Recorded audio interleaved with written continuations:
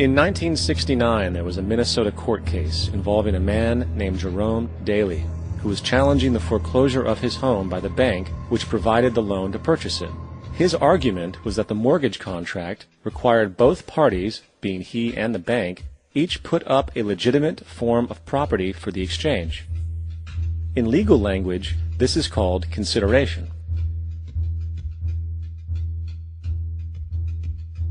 Mr. Daly explained that the money was, in fact, not the property of the bank, for it was created out of nothing as soon as the loan agreement was signed. Remember what modern money mechanics stated about loans? What they do when they make loans is to accept promissory notes in exchange for credits. Reserves are unchanged by the loan transactions, but deposit credits constitute new additions to the total deposits of the banking system. In other words, the money doesn't come out of their existing assets.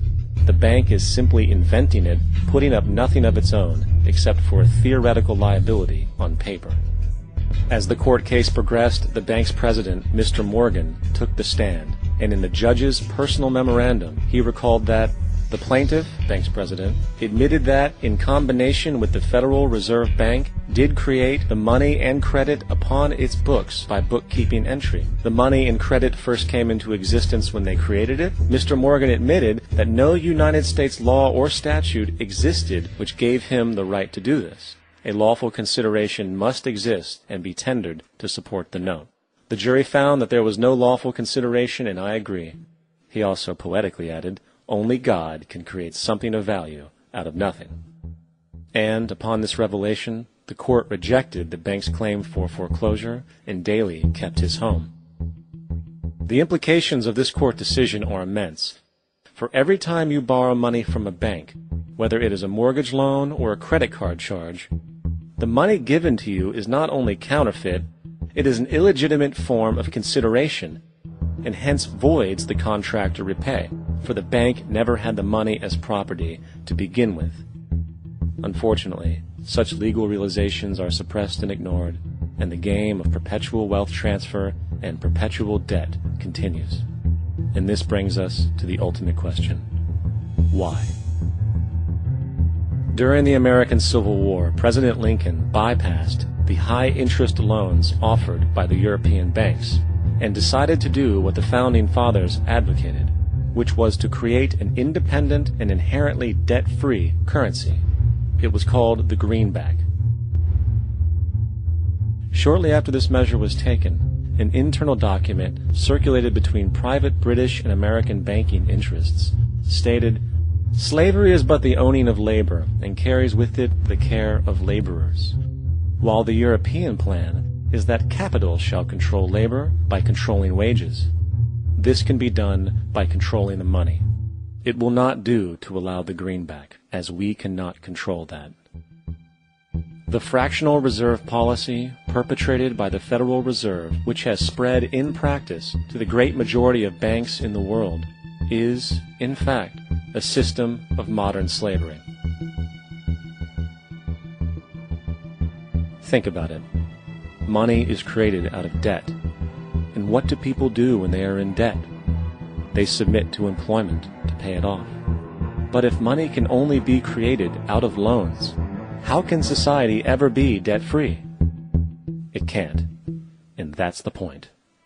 And it is the fear of losing assets coupled with the struggle to keep up with the perpetual debt and inflation inherent in the system, compounded by the inescapable scarcity within the money supply itself, created by the interest that can never be repaid, that keeps the wage slave in line, running on the hamster wheel with millions of others, in effect powering an empire that truly benefits only the elite at the top of the pyramid.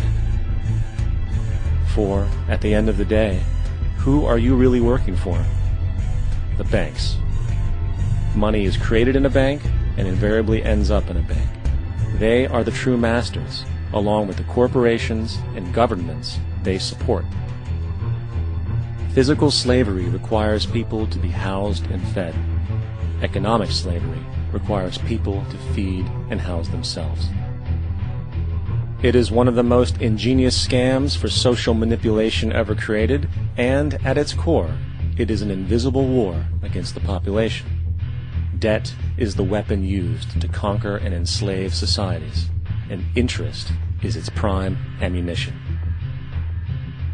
And as the majority walks around oblivious to this reality, the banks, in collusion with governments and corporations, continue to perfect and expand their tactics of economic warfare, spawning new bases, such as the World Bank and International Monetary Fund, while also inventing a new type of soldier, the birth of the economic hitman.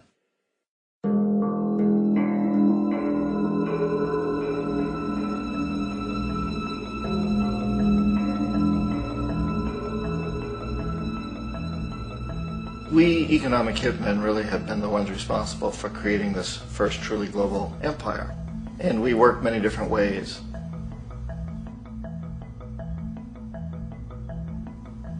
But perhaps the most common is that we will identify a country that has resources our corporations covet, like oil, and then arrange a huge loan to that country from the World Bank or one of its sister organizations. But the money never actually goes to the country. Instead, it goes to our big corporations to build infrastructure projects in that country, power plants, industrial parks, ports, things that benefit a few rich people in that country, in addition to our corporations, but really don't help the majority of the people at all. However, those people, the whole country is left holding a huge debt. It's such a big debt they can't repay it, and that's part of the plan, that they can't repay it. And so at some point, we economic hitmen go back to them and say, listen, you lost a lot of money, can't pay your debt, so sell your oil real cheap to our oil companies. Allow us to build a military base in your country, or send troops in support of ours to someplace in the world like Iraq, or vote with us on the next UN vote. To have their electric utility company privatized and their water and sewage system privatized and sold to U.S. corporations or other multinational corporations. So there was that whole mushrooming thing, and it's so typical of the way the IMF and the World Bank work, that you put a country in debt, it's such a big debt it can't pay it, and then you offer to refinance that debt and pay even more interest.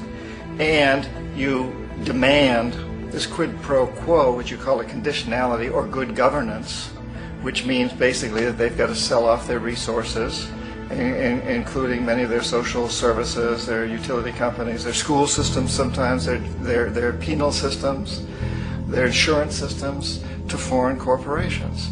So it's a double, triple, quadruple whammy.